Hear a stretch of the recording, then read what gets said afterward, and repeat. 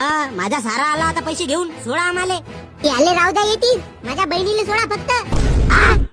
माझ्या बापाने 10 लाख रुपये दिलते. 5 लाख रुपये मीने दाबलो. आता 5 लाख रुपयामध्ये माझ्या बहिणीला सोडा फक्त.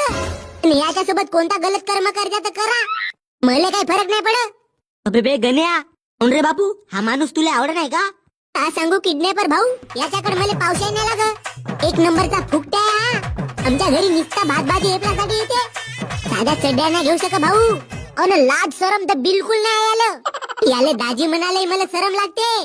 अरे बाप रे, तुझ्या बहिणीने जर का मला त्या दिवशी हो म्हणलं असतं तर आज मी तुझा दाजी असतो. एक मिनिट तुम्ही साईडला वा बरं. बाई तुझ्या डोळ्याला दिसे नाही काय? काऊन? वाघासारखा नवरा सोडून तू गाढवासोबत लग्न केली.